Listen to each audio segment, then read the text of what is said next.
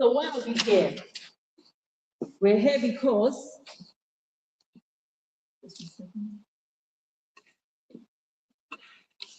I don't want to say this thing word because when I see people get scared, concentrate and scared, right? One of the most commonly diagnosed cancer in the UK and today is prostate cancer. 3,000 plus overlaps, new cases registered every year. That means 1 in 8 men. So 1 in 8 men is Caucasian. However, for people of color, it's 1 in 4. So combined, you have at least over 12,000 deaths recorded each year. That's because of serious concerns. What are the concerns? We don't have a national screening policy in the UK at the moment. So the current policy on prostate cancer screening leaves men, particularly men of color, dependent on awareness programs like this. So in other words, you're on your own, which is not a nice thing. Again, it leads you to self-help. So people go for what do you call it?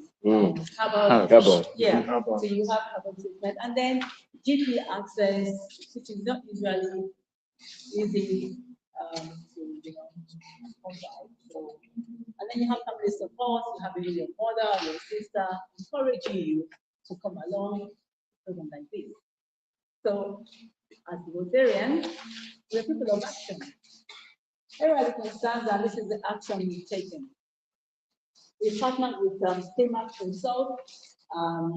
The gentleman at the back of the hall is Dr. Cypriel, who did this project last year, single-handedly on his own, with his own phone in moving things.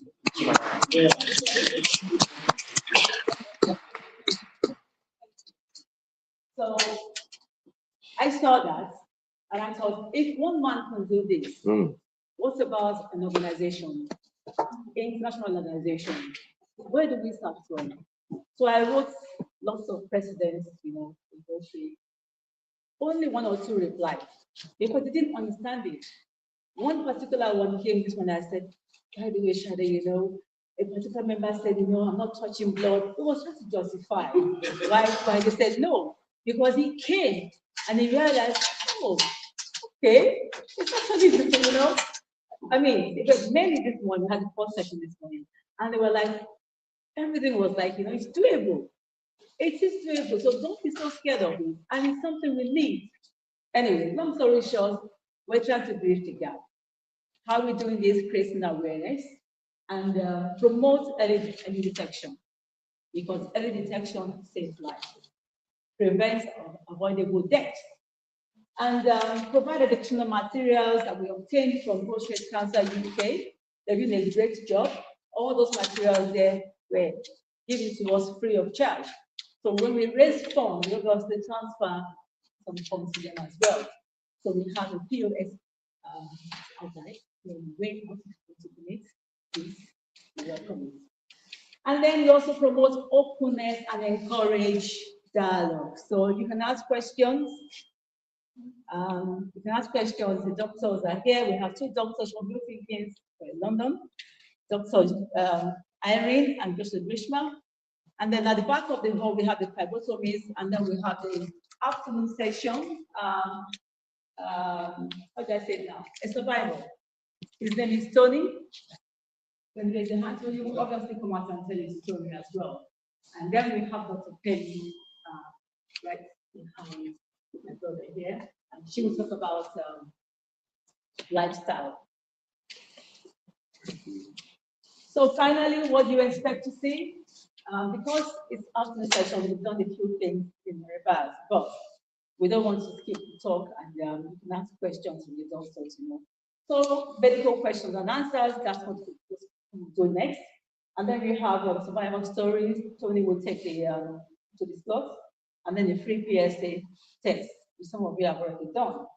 And then we give you resource materials from that table there, even at the back of the hall. If there's any issue at all, we signpost you to your GP.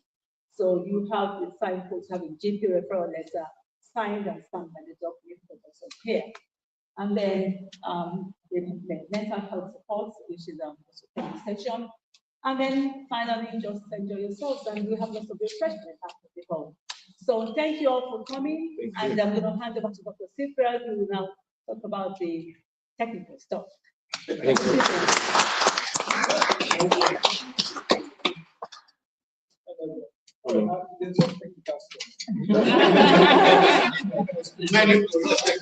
Medical event. I think it's basically about awareness, and awareness means getting informed. So, like we always say, for most of us that are, I'm sure most of us here are Africans, and as we talked about that, knowledge is power. So when you know and you act on it, you are not ignorant. And if you're not ignorant, that means that you're able to prevent situation that could have caused a bigger problem. So, and like I said earlier this morning, if you look to your left, let's all talk to our Right. to our right. So at least you can see somebody sitting down there, and then you turn again to your left, you see someone there. Sorry for those that don't have anyone there.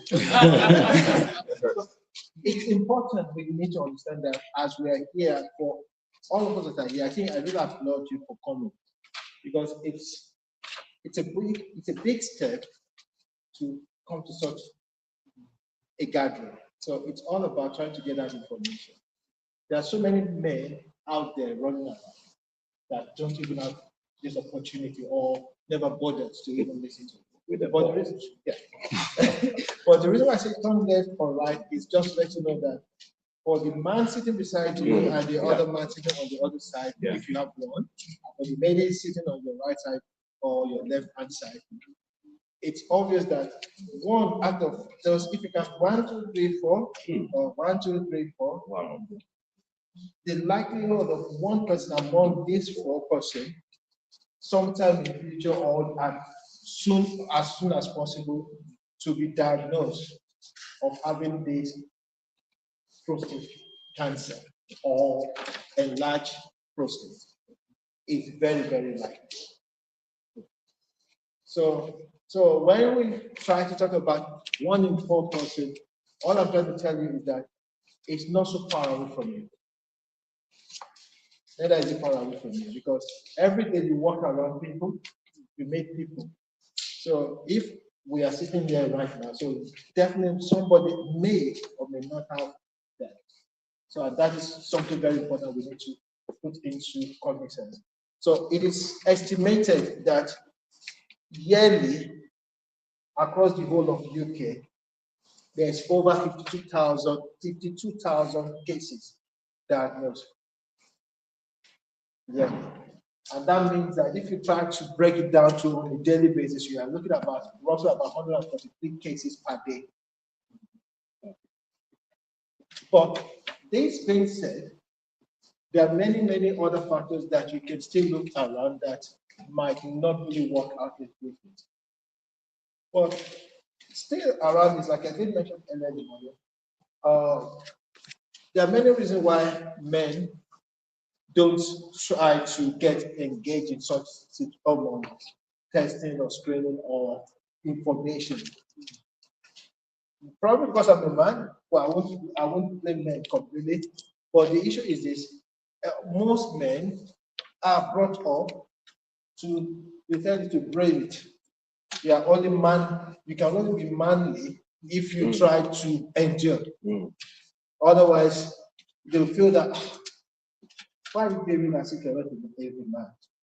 But being manly sometimes could also have a negative effect, because you are trying to be a man, or because you're a boy trying to grow to be a man, and you believe that yes, I have to be manly. When you start having symptoms, instead of speaking out, because of that ideology already in mind, you end up using that word, it is fine, I'll be okay. it is fine. I'll be okay. It is fine. You keep on going 1 week, 2 weeks, 3 weeks, 1 month, 1 year, 2 years, I'll be fine. Until one day, you now realize that you are not fine. Yeah. And in such situation, it becomes late. So, underdiagnosing causes problem.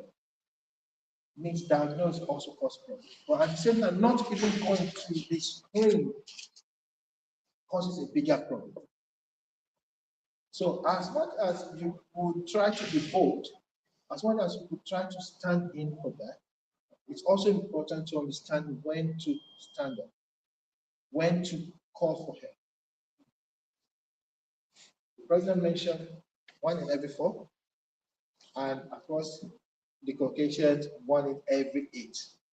And among the Asians, it's recorded that it's about 1 in 13 cases. But even though we try to use these statistics, we should still also understand the fact that there are cases that are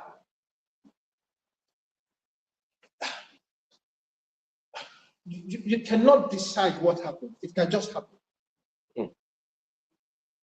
So you may tick all the boxes. I don't smoke, I don't do this, I don't do that, I don't do that. Yeah. And yet you can have it. Because there are situations where we've had people with asymptomatic. When we use the word asymptomatic, that means that they don't have any symptoms. And yet they do have. There are genetic predisposition, but most cases it can happen. So this is one of the reasons why it is important to check. It is important to at least look into this situation of this condition, because it's one of those issues that it's not a death sentence, like I always tell people. It's not a death sentence. But it could be a death sentence if you did not take it serious. But if you get to know about it on time, if you get to have your checkup early, and you're able to, if you pick it up early,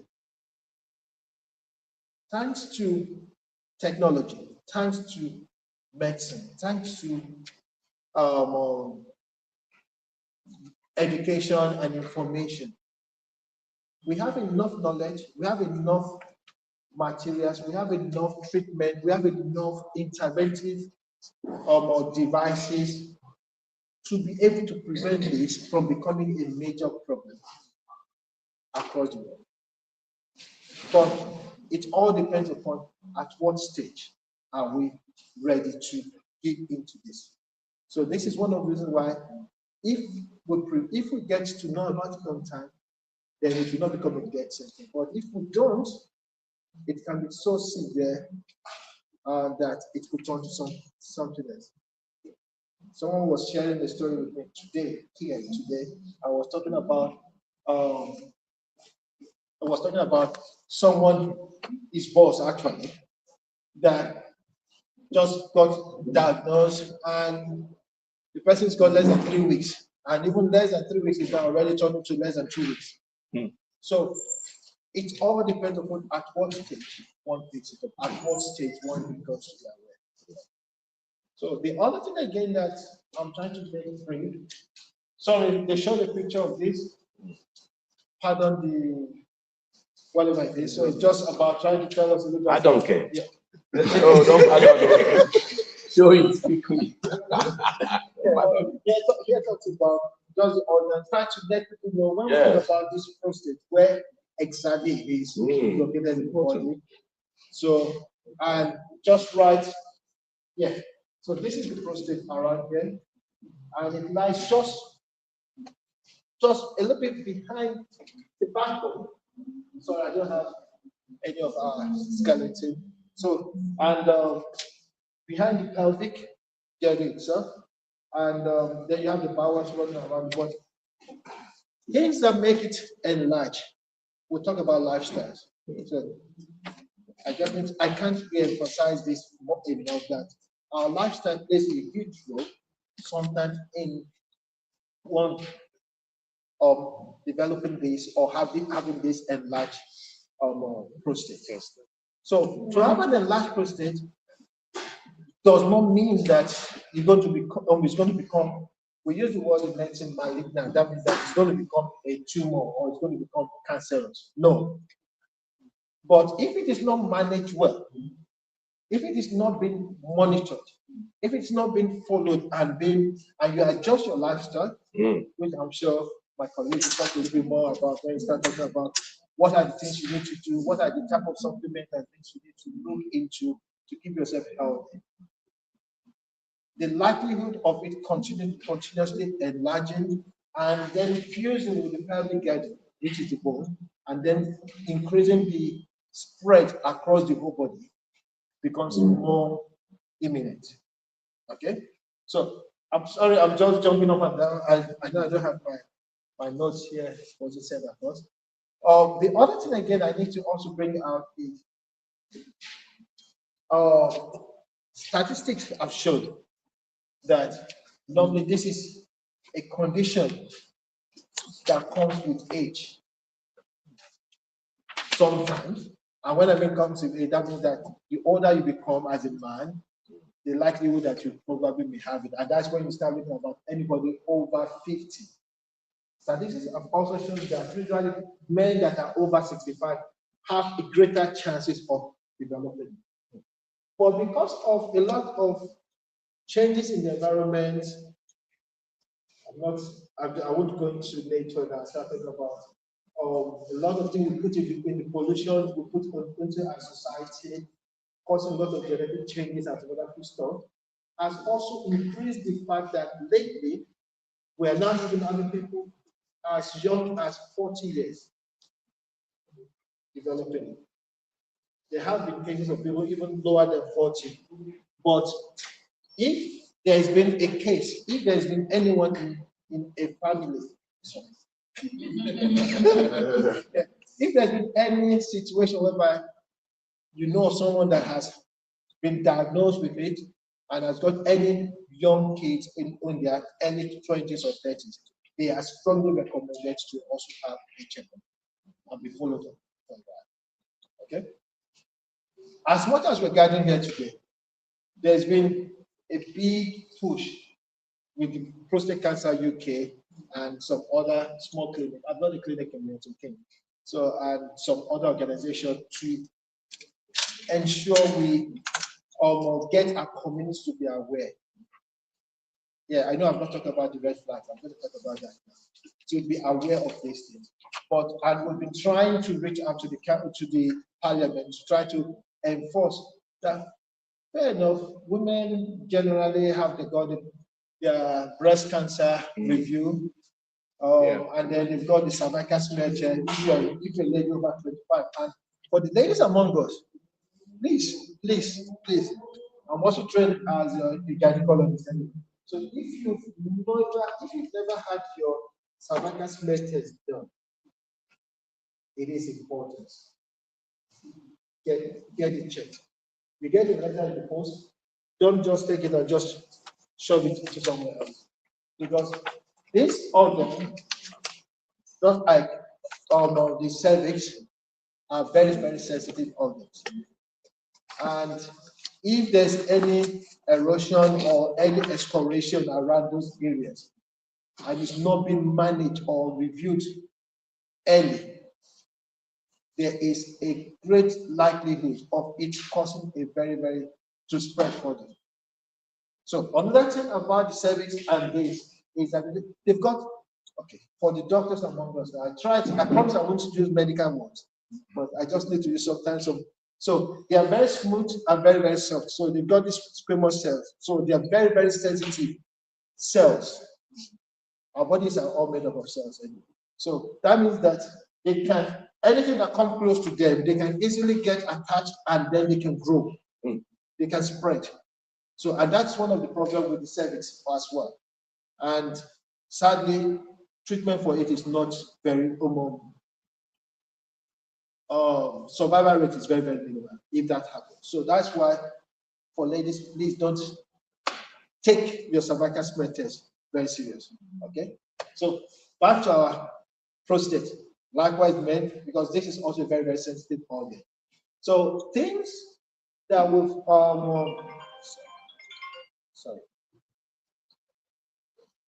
try to put this up every time.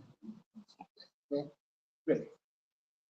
So 40 years, people nowadays, we do tests for them. But what else we need to know is about red flag. So one of the reasons why at the moment, a couple of months ago, I don't know if any of you watched it in the BBC, the UK National Screening Committee came up with that, all the campaigns and things we've been pushing for men to also have a screening, an annual screening program for through the NHS. They just said, no, we don't accept that. The only reason for that is they gave four major reasons.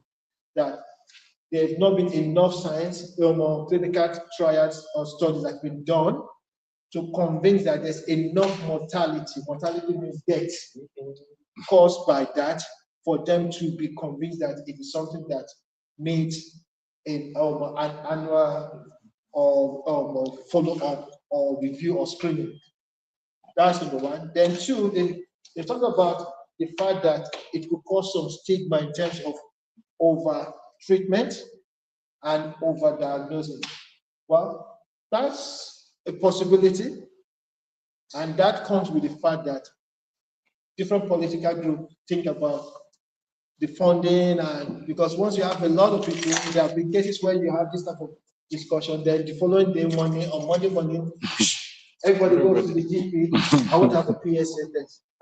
But the GPs, what we don't understand is that they've got budgets for each of their center, and if that program is not allocated to them, they cannot each time.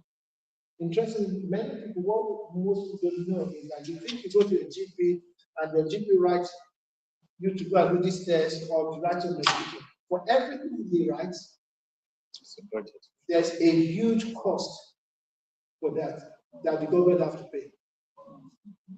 So I would, that's for another discussion for another day. It's not for today. So, and there's budget, and the budget is being managed by the council. And if there is no funding, they can't carry out such tests. So this is some of those factors behind some of those decisions.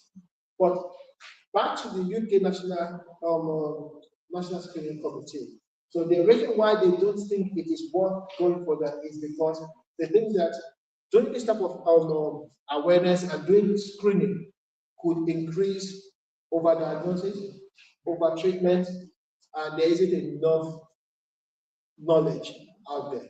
Well, the knowledge is what we're trying to pass it. But then the question now lies between for you and me to make a decision. Especially when we know that the chances of me as a man and as a Black African man to have this problem is there. And or if I'm having those symptoms, which means that I likely there is a great possibility that I may have it. To say because the government doesn't want to do it, so I better forget about it.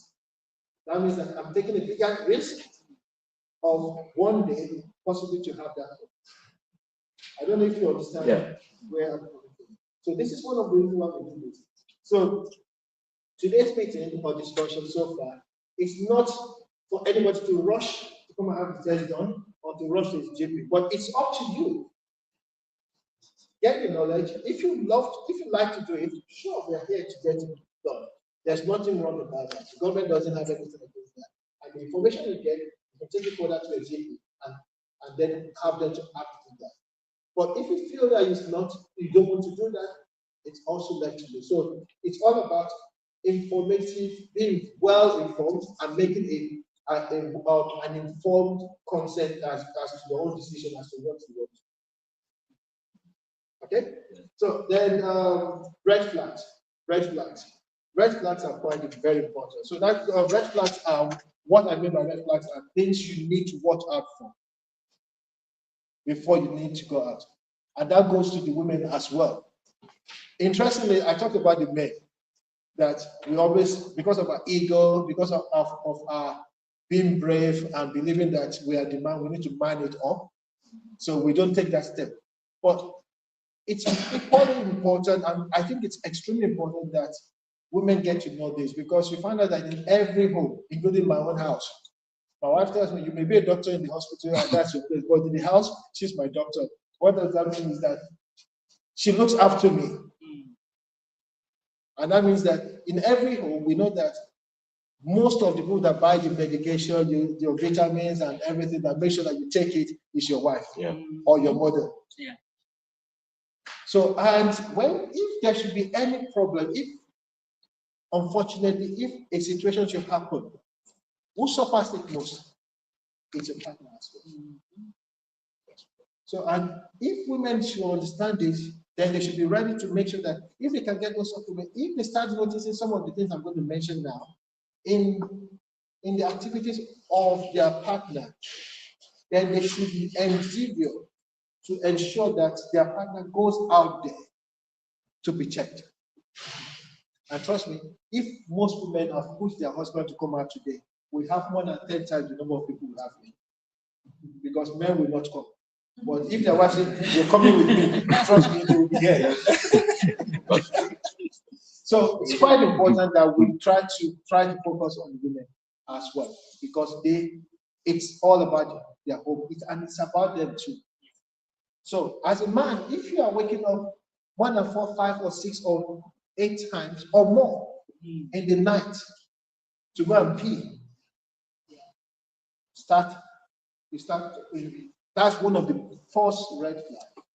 If after you pee, you're going back and it's still dripping, you have some drizzle, or you start saying that you've got some wet spots on your undies on a regular basis, and then you tend to go back in and you have those different. Obviously, there could be some other signs. These signs are not all, most of the signs I'm going to mention, to be associated to some other comorbidities. That means to be associated to some other medical condition, but they are often one of the biggest red flags we think about.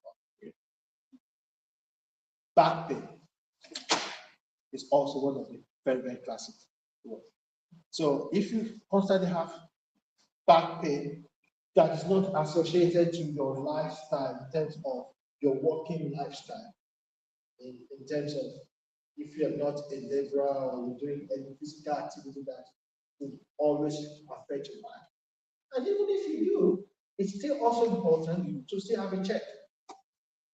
So I have worked in this, so that's different. So that's the one I'm still talking about. That.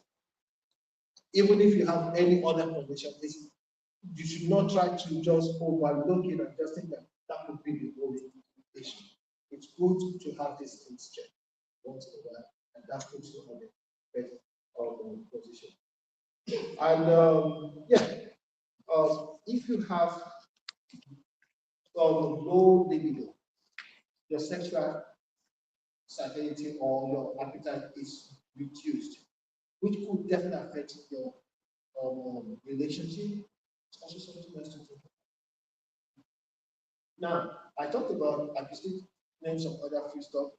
I did mention something about the UK National Screening Committee's decision to tell the whole of UK that it's not important to do this because of overdiagnosis and overtreatment.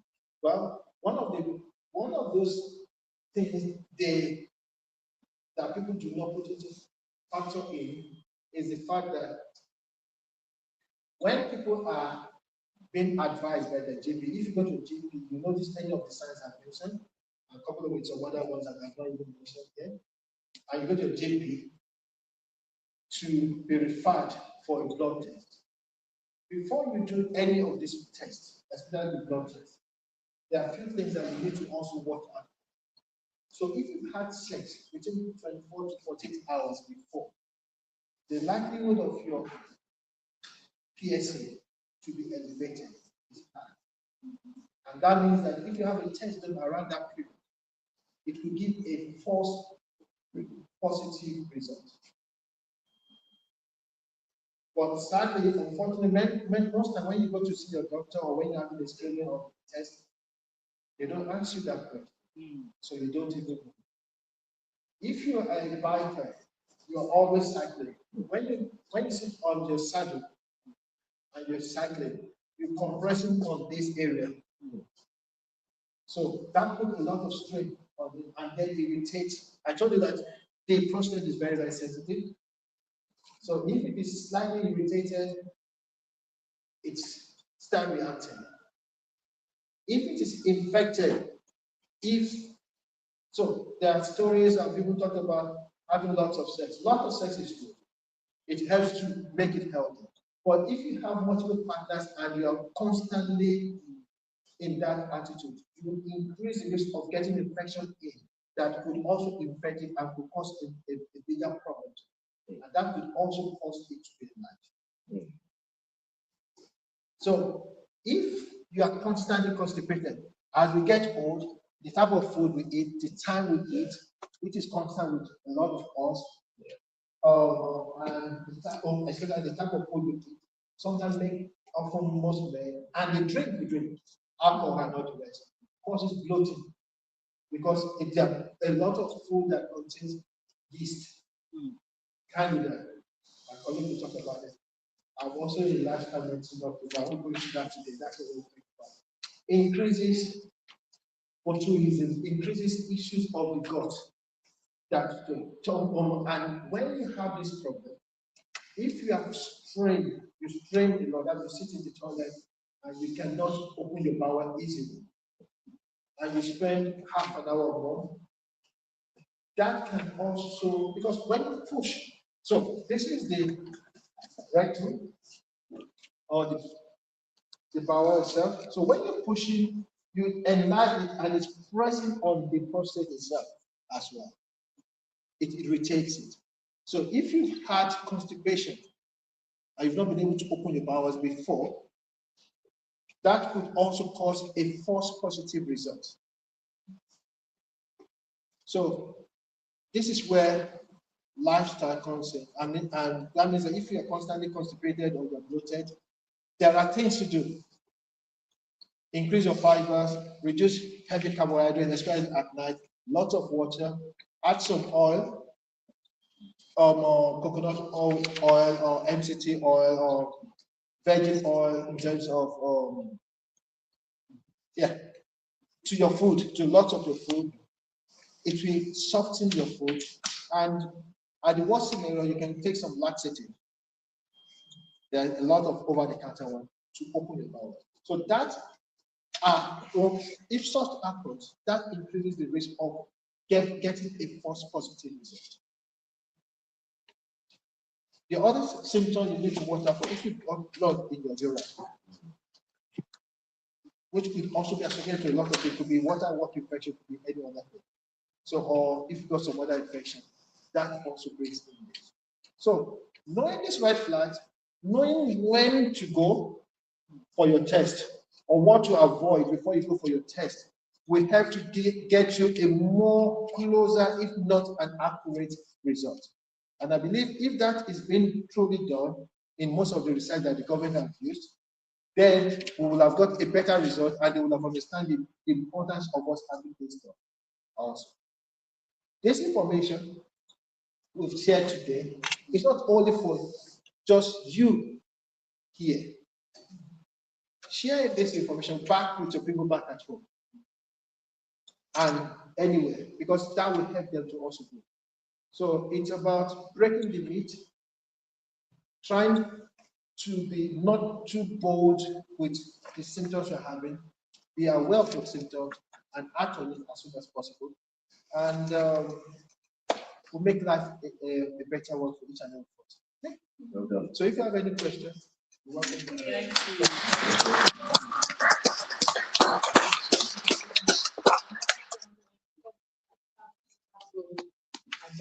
Thank you. Followed by survival in the house.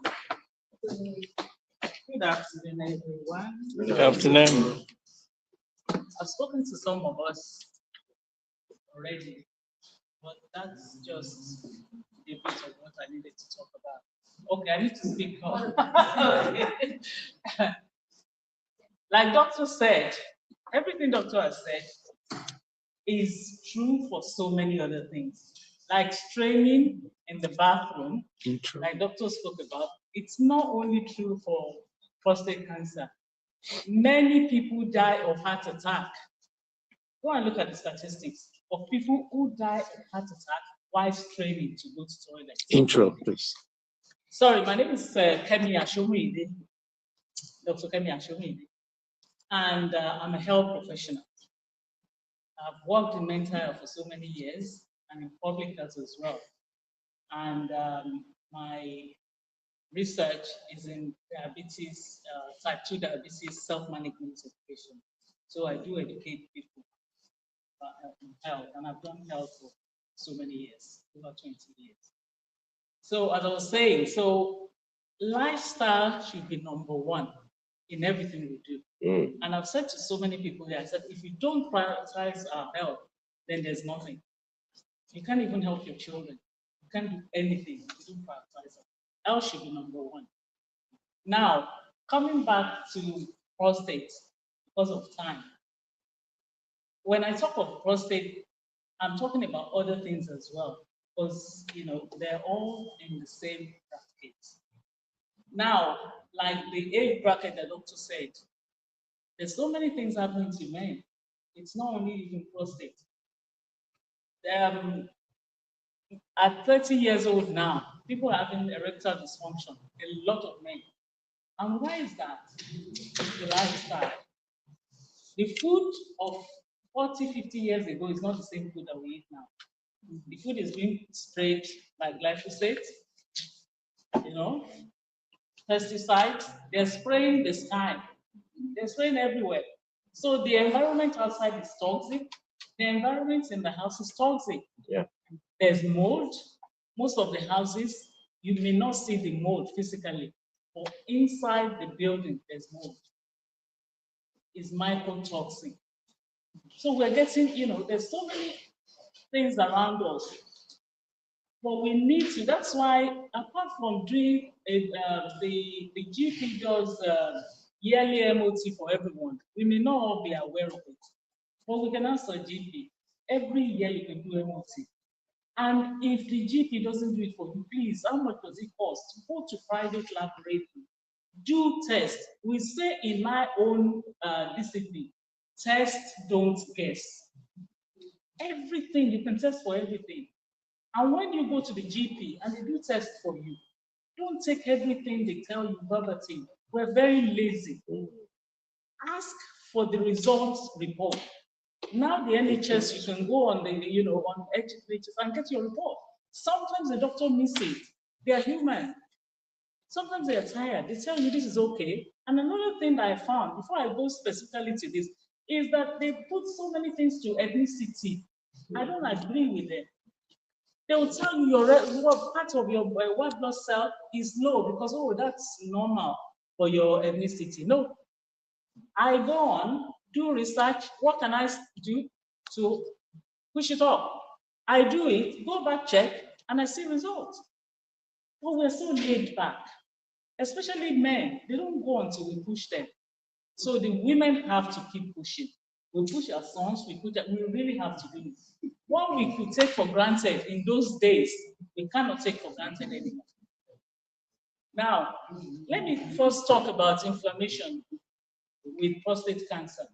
Inflammation is the root cause of so many things. There are two types of inflammation. There's acute inflammation and there's chronic inflammation. When we have trauma or we cut our hands or something, the white blood cell we send it is like a soldier, they go there to do the job. It could be warm, red, and swollen. Then they go back. They've done their job. But when we continue to bombard ourselves with processed food, eat all this seed oil, all the lifestyle, we're not sleeping well, we're stressed and everything, that's stress to the body. The body recognizes it like, we cut ourselves. So it tries to make amends. But when the blood, the white blood cell keeps coming to put things right, before they go back to their station, you've done something else again, you come back, it becomes chronic. And chronic inflammation now becomes the cause of everything. Cancer, high blood sugar, high blood whatever, everything. Then we start battling with that. Now, we talk about genetics as well. So that's information for you. Over 95% of people worldwide, they have high inflammation. There's the level of inflammation that we should have. Our omega-3, omega-6 should have a ratio. It's usually 3:1.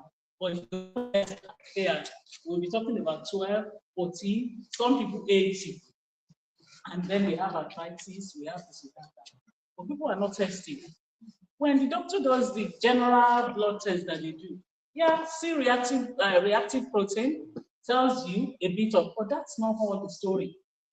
Like so many other things. When you go to the GP, they will do the minimum.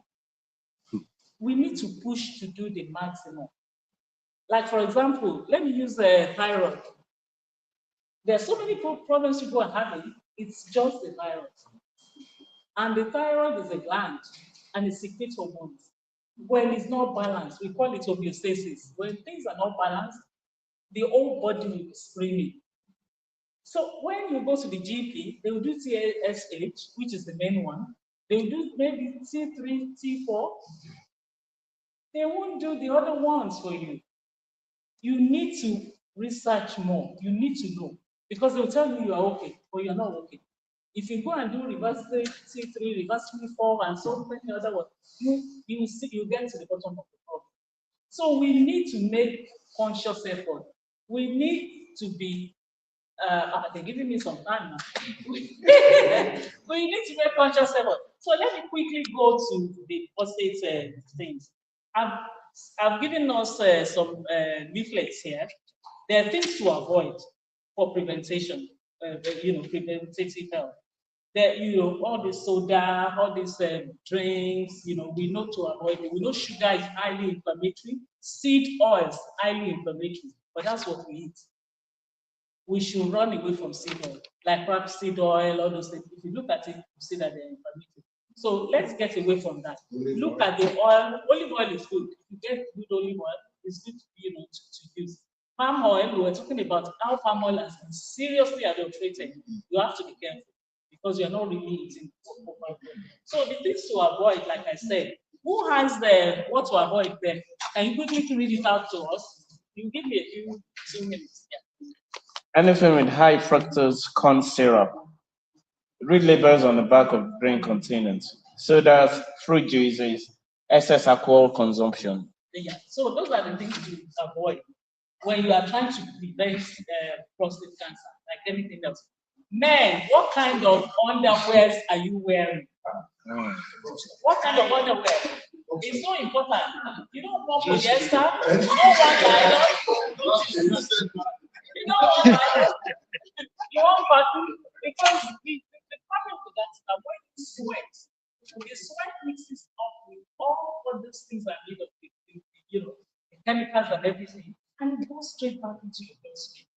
In this area, how are you looking after it? Are you putting your phone right here? Most men do that. The radiation is going right there. Are you wearing things that are tight? You can't be doing that. Now, when we're talking about healthy eating, vegetables and some fruit, you don't want the fructose from fruit. When you eat too much sugary fruit, it's a problem. The body can even digest sugar easier than fructose. That's another tough one. So the lifestyle, eat more vegetables. When you eat your food, this will help you with both your blood sugar, because blood sugar fluctuating is the problem. You need to balance that with food. It's a problem for everything. So eat your fiber first. Doctor mentioned fiber. Eat the vegetables first. Eat your protein in the food next.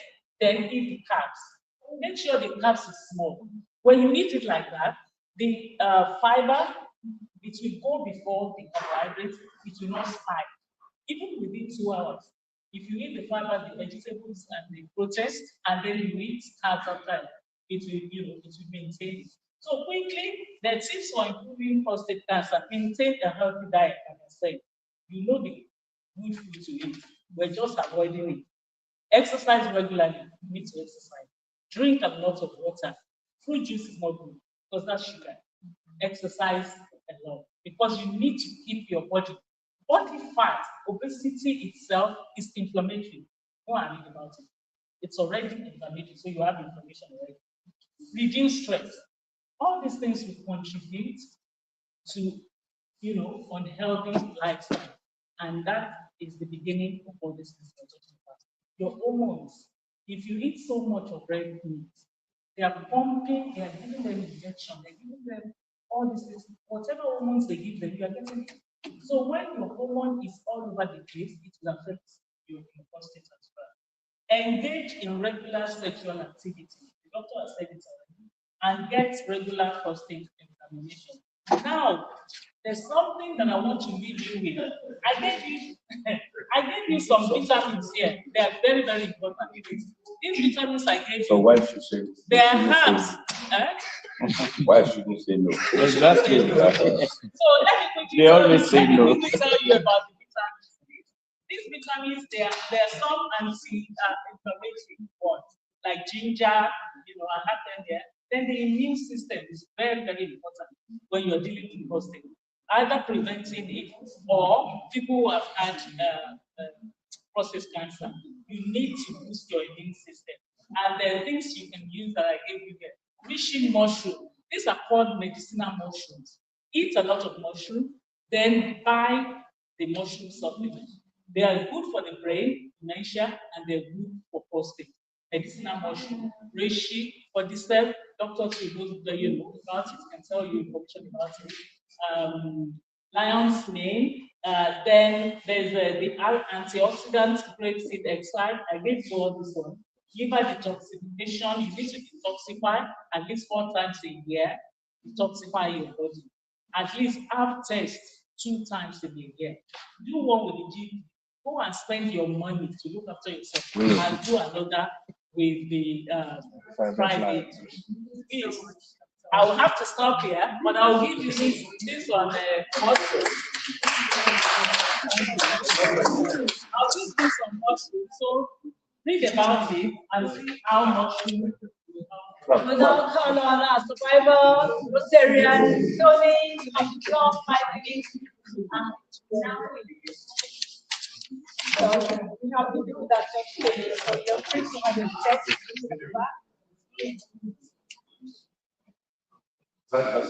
Yeah.